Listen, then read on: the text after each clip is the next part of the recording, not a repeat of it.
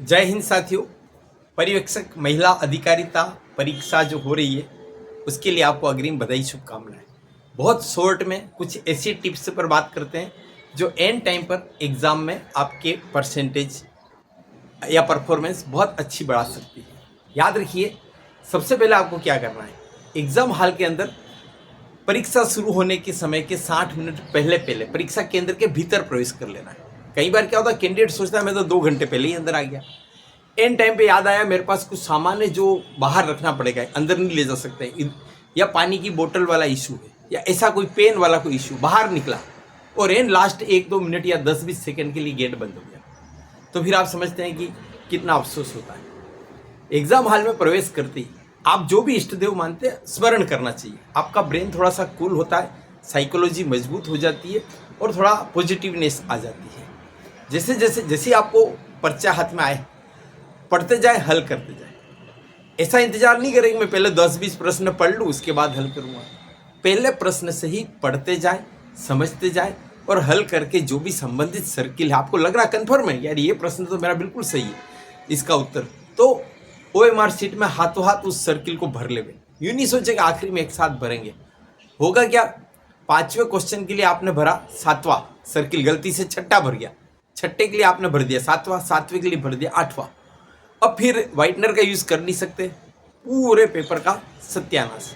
यहाँ पर आपको शुरुआत से ही स्पीड विद एक्यूरेसी ध्यान रखना है। बहुत ज़्यादा स्पीड भी नहीं रखनी है, लेकिन अनावश्यक टाइम वेस्ट भी नहीं करना है, क्योंकि आपके पास क्या है, 3 घंटे में आपको 150 प्रश्न हल करने हैं। यानी हर क्वेश्चन के लिए आपके पास कितना समय, 72 सेकेंड। 72 सेकेंड में क्वेश्चन पढ़ेंगे, ऑप्शन पढ़ेंगे, समझेंगे, सही उत्तर तक पहुंचेंगे और फाइनली आप सर्किल भरेंगे। इस सब में समय लगेगा। यद्यपि सर्किल भरने के लिए आपको 10 मिनट एक्स्ट्रा दिए हुए, लेकिन आप उसको तो स्पेयर में ही मान करके चलिए। हर प्रश्न 2 अंकों का है। टारगेट क्या रहना चाहिए, पिछली बार की जो कट ऑफ हो उससे 10% ज़्यादा तक के तो आपको क्वेश्चन करने ही करने हैं।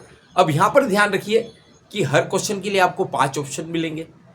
आपको हर प्रश्न में उन 5 में से कोई एक ऑप्शन तो भरना है। 4 तो आंसर से रिलेटेड है और 5वां होगा अनुत्तरित प्रश्न, यानी आप कोई भी अटेम्प्ट नहीं करना चाह रहे। अब याद रखिए कि अगर आपने गलत उत्तर भरा, एक से सही उत्तर वाले सर्किल भर दिए या 5 सर्किल खाली छोड़ दिए, तीनों स्थिति में आपके -1/3 होंगे। तो इस चीज़ पर आपको बहुत विशेष ध्यान रखना है।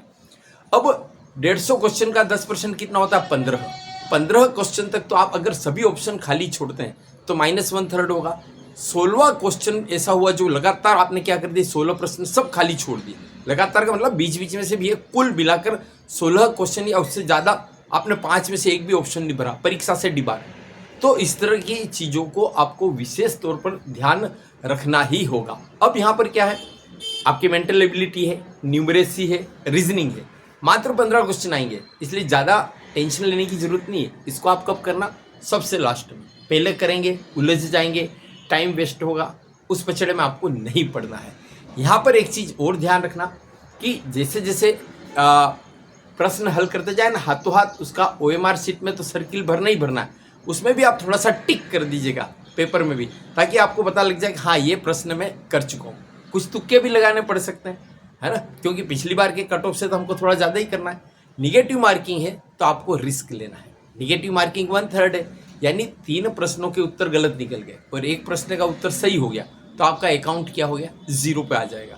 ठीक है, तो मतलब रिस्क ले सकते हैं, थोड़ा आप रिस्क कैलकुलेटेड, है ना। अब याद रखिए रिस्क लेने में क्या हो, सबसे ज़्यादा मैंने देखा है बच्चा आखिरी 2 ऑप्शन में फंसता है। 5वां तो अनुत्तरित हटा दो, है ना। अब 4 में से 2 तो उसको पता लग जाएगा ये तो उत्तर है नहीं, इन 2 में से कोई एक है। तो वहाँ पर याद रखिए आपके मन से जो आवाज़ आती है ना वो बिल्कुल सच्ची होती है, उसको सुनिए, वहाँ पर आप रिस्क ले सकते हैं। एक आपने देखा होगा कुछ प्रश्नों में ऑप्शन आता उपरोक्त सभी सही है, वो बिल्कुल सही होता है ऑलमोस्ट।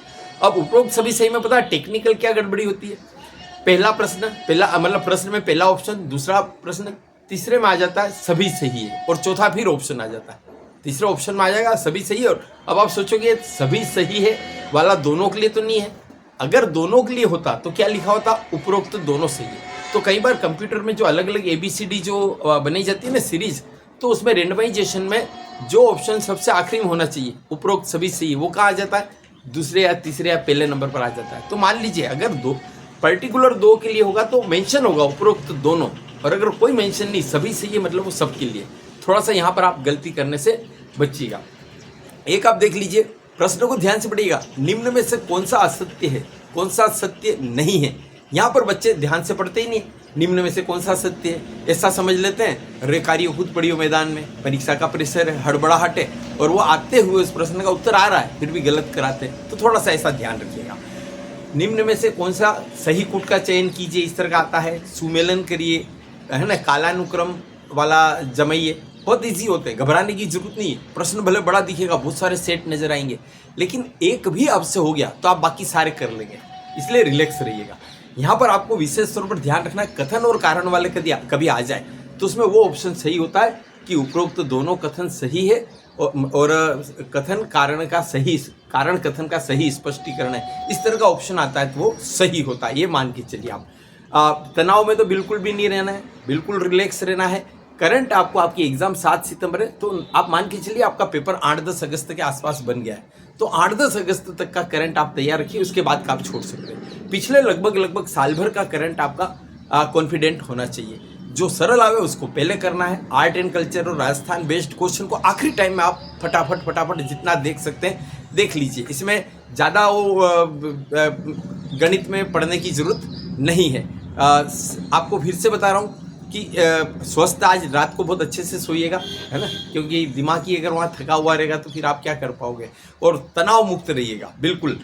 क्वेश्चन का आंसर नहीं भी आए तो घबराने का नहीं, आगे से आगे बढ़ते जाने का, आपका ब्रेन प्रोसेस करता जाएगा, और जब सेकेंड राउंड में आप उन क्वेश्चंस ऑप्शंस को पढ़ोगे ना तो सही उत्तर निकल के आएगा। ठीक है, शुभकामनाएं, धन्यवाद, जय हिंद।